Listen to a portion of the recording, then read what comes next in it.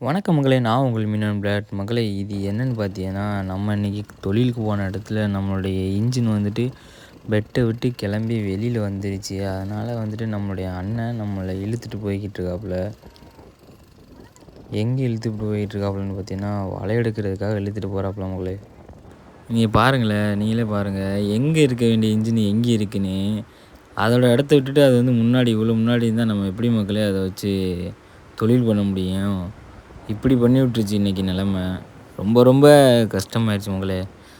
எப்படி இருக்குது பாருங்களேன் கடலை. அப்படியே ஒரு மாதிரி இருள் சூழ்ந்து சூரியனே வர விடாத அளவுக்கு பண்ணிச்சு மகளே விடிய தாரம்.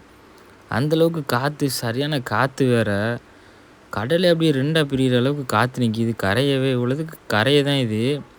ஒரு 4 பாவம் தான் இருக்கேன், அதுக்கே இந்த அளவுக்கு காற்று நிற்கிது மகளே. மீனவர்களுடைய பொழப்பே ரொம்ப கொடூரமான இதாக மாறிக்கிட்டு வந்துக்கிட்டு இருக்கு மக்களே. என்ன தான் பண்ணுறதோ, ரொம்ப கஷ்டம் இன்றைக்கி. ஒரு வழியாக நம்மளுடைய அண்ணன் வந்துட்டு நம்மள்ட்ட வலையை எடுத்து தந்துட்டாப்புல. ஏன்னா அந்த அண்ணன் இல்லைன்னா என்னால் வலையே ஏற்றிருக்க முடியாது மக்களே. அந்தளவுக்கு இன்றைக்கி ஒரு சிரமம். பக்கத்தில் யாருமே கிடையாது, நம்ம அண்ணன் மட்டும் தான் கடந்தாப்புல. அதெல்லாம் அண்ணன் உதவியால் நம்ம வந்து வலையை எடுத்து ஏற்ற ஆரம்பிச்சிட்டோம். என்ன வலைன்னு பார்த்தீங்கன்னா சலங்க வலை மக்களே. சலங்க வலையிலேயே நண்டு வலை, இது நண்டுக்கு பிடிக்கிற வலை.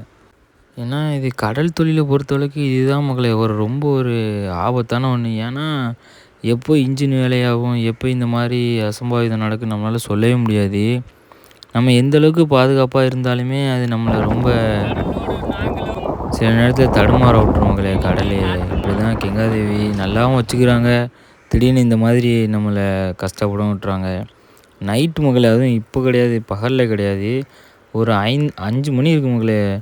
5 மணிக்கு நான் இன்ஜின் பிடிச்சி வரேன், இன்ஜினோடு அப்படியே பிறண்டுட்டேன். ரொம்ப ஒரு இதாக போச்சு. பசங்க வேறு ரொம்ப பயந்துட்டாங்க. அவங்களையும் கொஞ்சம் பாராட்டணும். தடுமாறாமல் அண்ணே வாங்கண்ணே எடுங்கண்ணே அப்படி இப்படின்னு சொல்லி நம்மளுக்கு நல்ல ஒரு தூண்டுதலாக இருந்தாப்புல. தம்பியில் ரொம்ப பாராட்டேன்னு. கடல்னால் இப்படி தான் அவங்களே. அது வேறு காற்று வேறு, ரொம்ப ரொம்ப காற்று சரியான காற்று, சொல்லக்கூடாது அந்தளவுக்கு காற்று. ஏன்னா இப்போ நம்ம ராமநாதபுரத்தில் கடலுக்கு போகலாம், எல்லா மக்களுக்குமே தெரியும் ஒரு சில நாட்களாக எப்படி காற்றடிச்சிக்கிட்டு இருக்குன்னு. நம்ம இங்கிட்டு சோளத்துலேருந்து ஆரம்பித்த காற்று சரியான கடுங்காற்றாக நிற்கிது. அந்தளவுக்கு தொழில் பண்ணாத முடியாத அளவுக்கு நிற்கிது உங்களே காற்று. யாருனாலுமே கடலுக்கு போக முடியாத அளவுக்கு நிற்கிது. ஆனால் நம்ம போய் தானே ஆகணும். நம்மளுக்கு யாரும் சோறு தர மாட்டாங்கல்ல. நம்ம உழைச்சி நம்ம தானே சாப்பிடணும். அதனால நம்ம வந்துட்டு இந்த காற்றுலையும் விலைக்கு போகிறோம் உங்களே. மீனவனாக பிறந்த எல்லாருக்குமே தெரியும், காற்றடிச்சா தான் நல்ல ஒரு வருமானம் பார்க்கலாம் அப்படின்னு. ஆனால் அந்த காற்றடிச்சா ஆபத்தும் உண்டு, நம்மளுக்கு நன்மையும் உண்டு. நம்ம தான் அதை கொஞ்சம் நல்லா பயன்படுத்திக்கிறேன்னு. நம்மளுடைய கெட்ட நேரத்தினால நம்மளுக்கு இந்த மாதிரி நடந்துருச்சு. வேறு என்ன செய்ய முடியும்? நம்மளால் ஒன்றும் பண்ண முடியாதுல்ல. அதோட எந்த ஒரு இதுவும் இல்லாமல் நல்லபடியாக நம்ம வந்துட்டு வலையெடுத்து ஏற்ற ஆரம்பித்தாச்சு. நம்மளுடைய சொத்தை காப்பாற்றணும். முதல்ல நம்மளுடைய எண்ணம் வந்துட்டு நம்மளுடைய சொத்தை காப்பாற்றி ஆகணும்.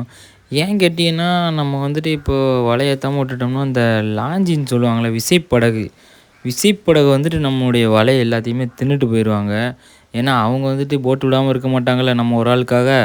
அவங்க வந்துட்டு போட்டு விட்டுருவாங்க. அவங்க வந்து மடி வச்சு இழுத்து நம்மளுடைய வலை எல்லாத்தையுமே தின்றுவாங்க. நம்ம ஒன்றுமே பண்ண முடியாது. கடல் தொழிலில் நிறைய விஷயங்கள் இந்த மாதிரி நடந்துக்கிட்டு இருக்கு மக்களே. ஏன்னா நம்மளுக்கு வந்துட்டு எம்ஜிஆர் காலத்திலேயே உருவான சட்டம் வந்துட்டு இந்த சிறு தொழில், அதாவது இந்த ஃபைபர் போட்டு இந்த வலை வச்சுருக்கவங்களுக்கு ஒரு நாளும், இந்த விசைப்படகு வச்சுருக்கவங்களுக்கு ஒரு நாளுன்னு சொல்லிட்டு நம்மளுக்கு சட்டம் இயற்றப்பட்டுச்சு. அதுபடி அவங்க வந்துட்டு நம்மளுடைய கடல் முடிஞ்சு மறுநாள் அவங்க தொழிலுக்கு வந்துடுவாங்க. அவங்க யாருமே நிறுத்த மாட்டாங்க. நம்ம சொல்லவும் முடியாது. ஏன்னா ஒரு போட்டு வராது, 100 போட்டு வரனால நம்மளை அவங்க எதிர்பார்க்க மாட்டாப்புல. நம்மளுடைய ஒரு பொருள் அவங்களுக்கு கண்ணுக்கு தெரியாதுல்ல. அதுதான் உங்களை ரொம்ப ஒரு சிக்கலான ஒன்று. எப்படியோ கடல் விட்டு வழியேன்னு நம்ம அண்ணன் வந்து நம்மளை காப்பாற்றிட்டாப்புல உங்களே. இப்படி தான் உங்களை வலை ஏற்றணும். நம்மளுடைய கடல் தொழிலில் இதுதான் உங்களை வலை ஏற்றுற ஸ்டைலு. பாருங்கள், வலியை விட்டு ஏற்றுறதுன்னு சொல்லுவாப்புல இதுக்கு பேர். போட்டை அப்படியே வலியை விட்டு காற்று மூச்சில் அப்படியே நம்ம வலையை இழுத்துக்கிட்டே வரணும் மக்களே. இப்படி தான் மக்களே வலை இருக்கும். 4 மைலேஜ் 5 மைலேஜ், அதாவது கிலோமீட்டரில் பார்த்தீங்கன்னா ஒரு 6 கிலோமீட்ரு 5 கிலோமீட்ரு, குறைஞ்சபட்சம் 3 கிலோமீட்டர்லேருந்து வலை வச்சுருப்போம்ல மக்களே. இப்படியே நம்ம இழுத்துக்கிட்டே நிற்கணும். ஒரு ஆள் இழுக்கணும், ஒரு ஆள் இழுத்து அப்படியே அந்த வரதெல்லாம் மாற போடணும். இப்படி தான் மக்களே இருக்கும் கடல் தொழிலே. அப்படியே நம்மளுடைய கை நிப்பாட்டாது, இழுத்துக்கிட்டே இருக்கும். நம்முடைய வாய்கள் பேசிக்கொண்டு இருக்கும், நம்முடைய கைகள் இழுத்து கொண்டு இருக்கும் மக்களே.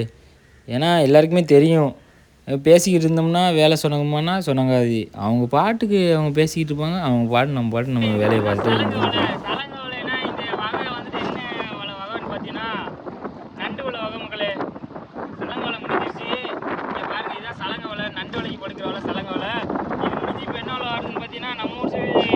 ஃபேமஸான வலை நைஸ் மால் மக்களே. இது எந்த ஊர் சைடுமே இருக்காது, நம்ம ஊர் சைடு தான் அதிகமாக நம்ம வச்சு படுப்போம்.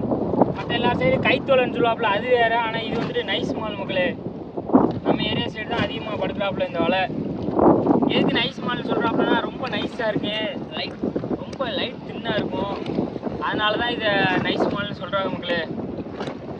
ஆனால் இந்த வலை நம்மளை கூட சேவண்டி அடிக்கும்.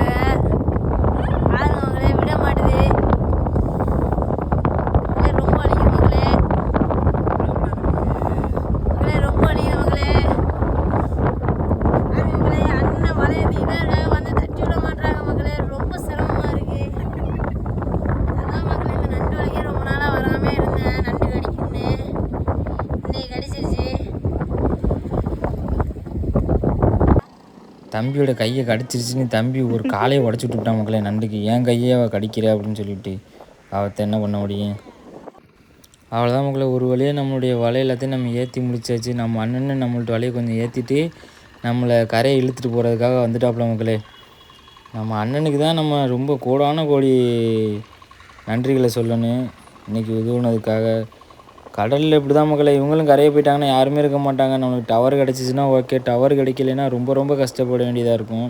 நம்ம ஏதோ கரையை கிடக்கிறனால நம்மளுக்கு ப்ராப்ளம் இல்லை, எப்படியும் கரையை போனாலும் தகவல் தெரிஞ்சு வந்துடுவாப்புல. இதுவே டவர் கிடைக்காத அளவுக்கு போயிட்டோம்னா ரொம்ப கஷ்டம் மக்களே கடல் தொழிலில்.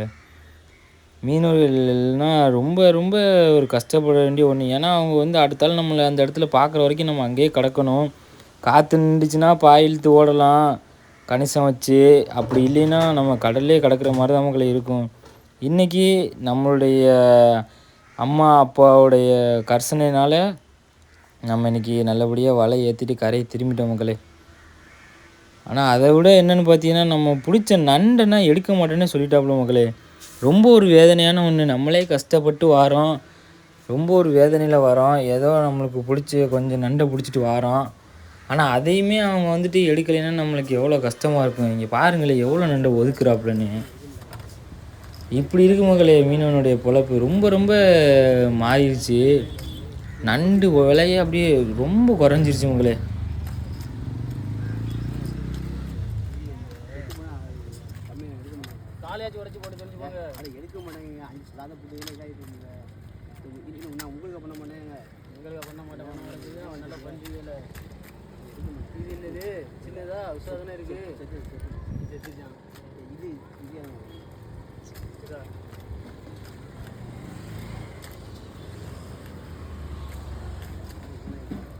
எவ்வளோ நண்டு கழிச்சிருக்கு பாருங்க.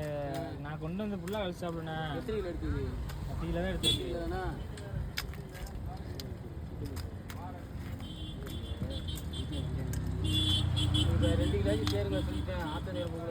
இந்த வீடியோ பார்க்குற மீனவர்கள் நீங்களாக இருந்துன்னா கமெண்ட் பண்ணுங்கள் மக்களே. பாய் மக்களே.